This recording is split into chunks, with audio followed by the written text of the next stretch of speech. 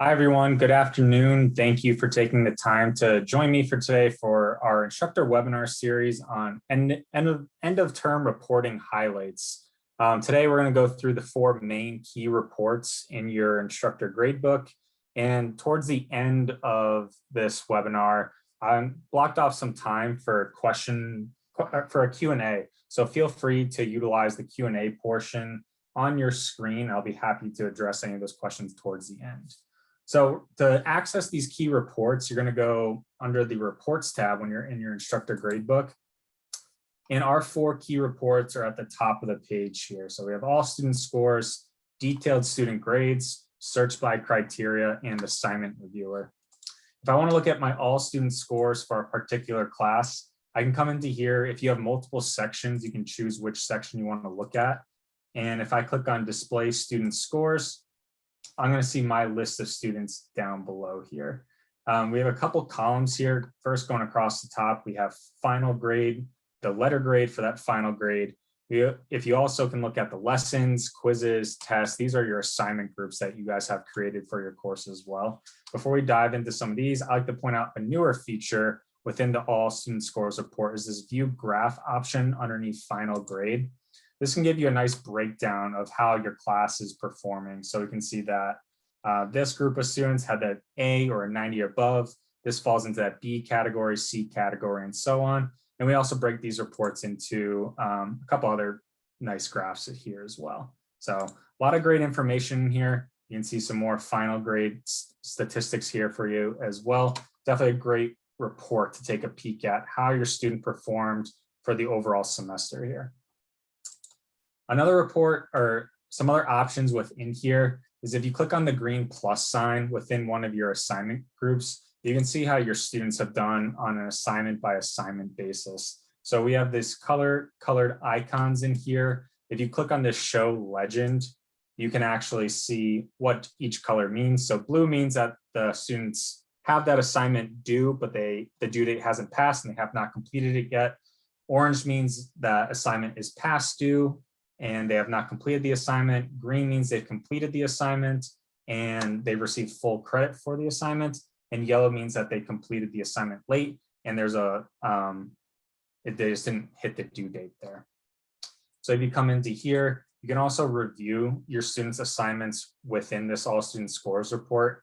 So if you clicked on one of these colored icons here, and you can see if you ever needed to, you could edit a score for a particular student right from here. You can edit a due date if you want to give a student an extension, maybe to the end of the term for an example, or you can click on review assignment.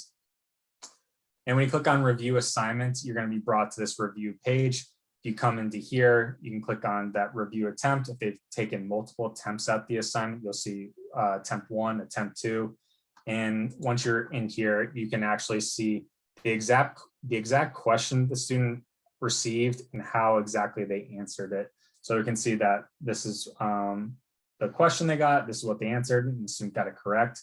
You can also filter at the top of the page. So if you only wanted to focus on the incorrect questions, you can hide all the correct ones and jump to that question that the student got incorrect here. So you can see that they answered 10, the correct answer was actually 11 here.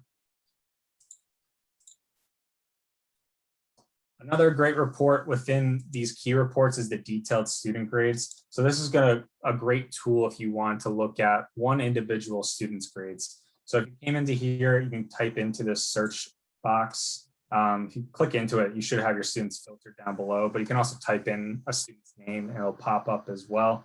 So if I wanted to look at Paul's grades for the semester, we can see that these are the lessons that were assigned to Paul. We can see his due dates over here. We can see when Paul created or submitted the assignment. And we have those colored icons again that dictate that submission status. You can also see the grade as well. And you could see the weight percentage for each individual assignment.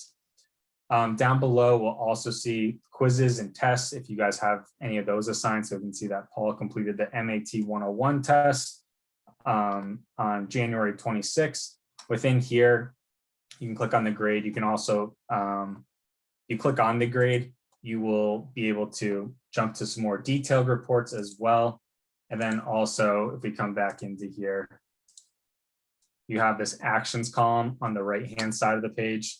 So if I ever needed to edit a score, edit a due date again, or you can review the student's attempt all from this actions column as well.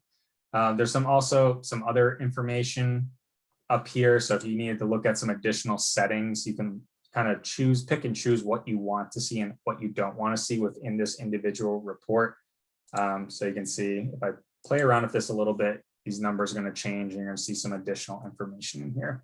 You can always export this document to an Excel file. So if you needed to print it off or save it to your computer, you'll always have that record as well. Another great report is search by criteria. This is a great tool to see how much time students are spending within Hawks, or it's also a search for students who have a certain grade parameter. So if I wanted to look for students that had a grade between 80 and 100, for example, I want to look for those students that did well this semester. Oops. If I click filter report, we can see that these are my students that have fit that grade parameter between that 80 to 100. And maybe you guys just want to send them a quick email congratulating them on their hard work and the effort they put into the semester. If you select all the students and click send message, you can type out your message here. You'll see all your students are going to be blind copied on the email. So they'll all receive it, but they won't know who else is tied to the email. So you can type in congrats on the hard work, for example. And once you click send, all of these students that fit this parameter again are going to receive that email for you. Also within this search by criteria report, you can look for students' activity level. So this is something that a lot of instructors like to do. And you can look for students that maybe haven't logged on within the past couple of days. So if you're having finals coming up and you want to make sure students are preparing for those finals, you can look for students who haven't logged in maybe 3 days before your finals are starting. And you can see that we have these students who haven't logged in that 3 days. You can see the last time they logged in. And then the same thing goes from here. If you want to email them to make sure that they're preparing for their final exam coming up, or let them know of your office hours to make sure they're taking advantage of it and making sure they're preparing themselves for that final, you can send that message to all these students here as well. And then the last report, probably our most detailed report here, is our assignment reviewer. Assignment reviewer is great. We take a lot of this great information within here and place it into this nice centralized location. We can break it down by lessons or web tests. So if we come in here, you can search by sections again. I'll just do all sections this time. You got a nice submission status kind of towards the top of the page. You can see which students have done the assignment, done it on time, received that full credit. You'll also have the yellow, which means they've completed the lesson, but they completed it past that assigned due date. And then orange means it's overdue and the student missed that due date here. And you can also see that looks like lesson 3.5 is assigned to your students. No one's done it yet, but they haven't missed the due date either. So if we scroll down below, you can see some great quick average time on task information. So you can see for lesson 1.1, 6 out of 9 students have certified in it. And on average, are spending 3 minutes in learn, 4 minutes in practice, and 5 minutes in certify. If you click into a specific lesson, you will see your students down below. And you can see what they got on the assignment. You can see whether or not they mastered that assignment. You can see how many attempts it took them to master the assignment, how much time when they completed this assignment, when they mastered it, and you can see how much time they're spending within the lesson as well. I think it's a great tool, especially towards the end of the semester. If you do see students working on those final lessons that you have assigned to your class, if you see that they're spending a lot of time in certify, but maybe not a lot of time or not enough time within learn and practice, you can always message them and say, hey, I noticed you're spending a lot of time in certify. Let's go back to square one. Let's work through the learn mode, practice those problems that we're going to see in certify, utilize those helpful learning aids within practice, and hopefully that can get you through certify a little bit quicker. If you also click on the student's name again, you can also review their attempts like we did from the all student scores report and from the detailed student grades report as well.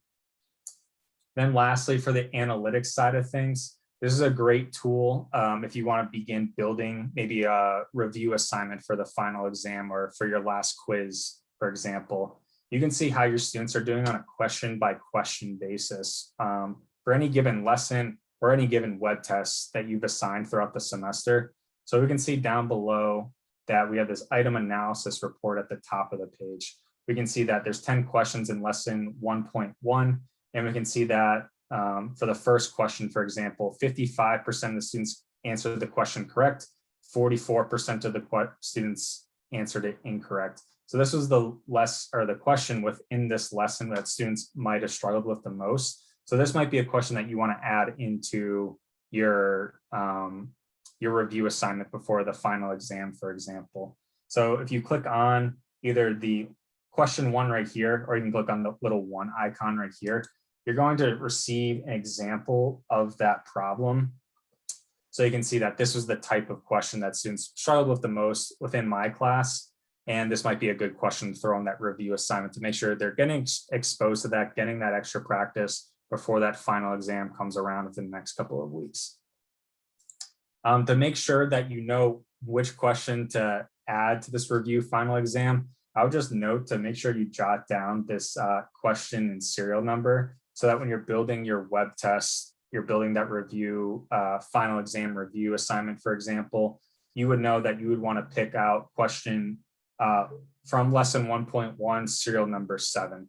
And you can see that that's the one where the students struggled with the most. It's great to see as well that, for example, this type of question, the students did great on it. They all answered it correctly. So this might not be a question that you need to have the students practice a little bit more before the end of the semester.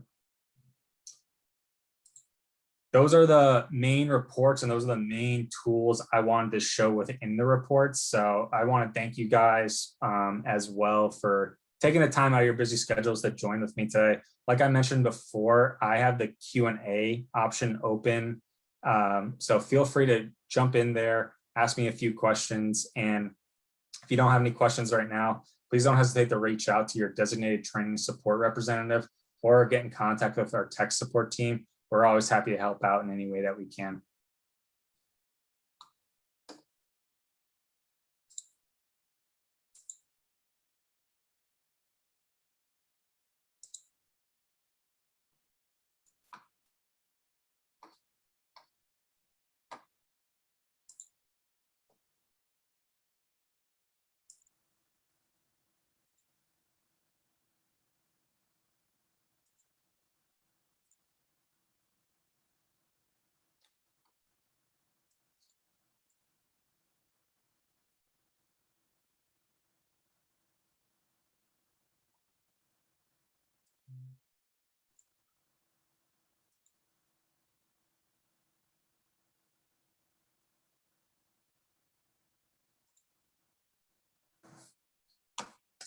I did have one question, just asking quickly how to set up that review assignment.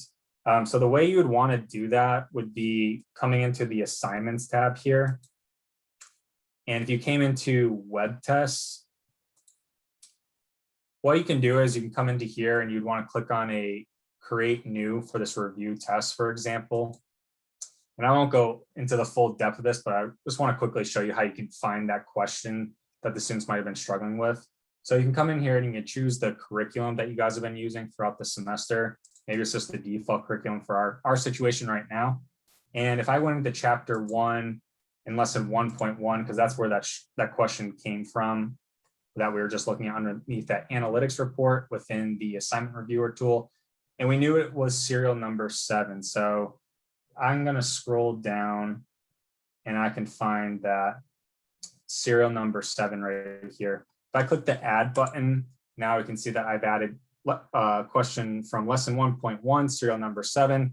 I'm adding that because that's the question that my class struggled with. And then you could build off of that report within the assignment reviewer tool. And you can continue to build this question or this review assignment out. You can save your changes, you can assign it to your students, so they can work through this within their Hawks platform.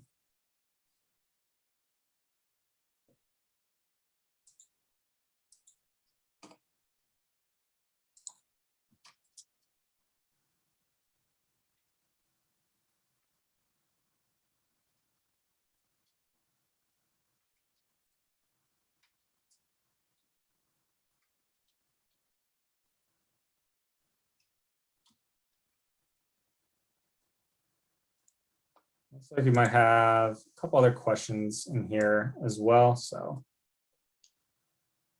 one question asking if this is recorded. Yep, all the webinars that we've been hosting yesterday and today are recorded. Our marketing team will be sending out an email once they have the final recordings done. Should be ready to go within, I'd say, the next few days, most likely.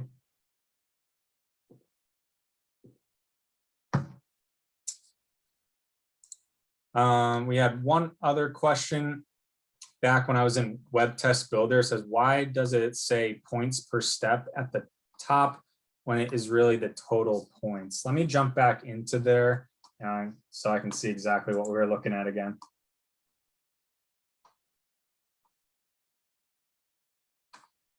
All right, let me choose a question again.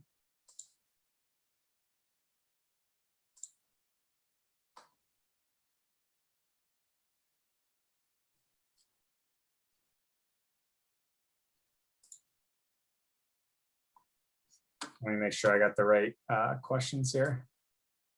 Here's the points per step at the top. It says total points.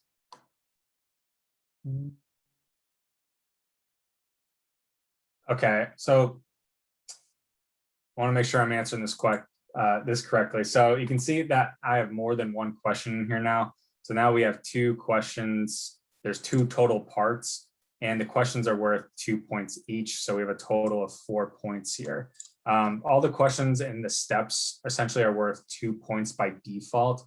If you wanted to change the points per question per step, you can do so individually for these questions. So I can make it a 1, for example, here.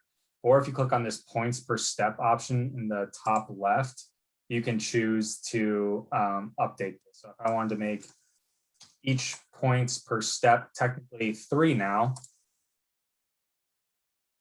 I can see that there are 3 points for this question, 3 points for this question.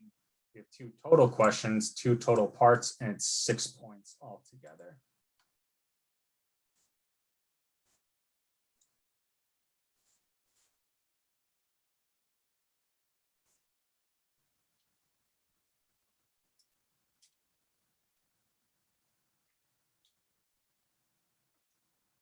All right, perfect, guys. Thank you again, everyone, for attending our webinar series today. I hope you guys have been able to attend a couple of our sessions over the past couple of days.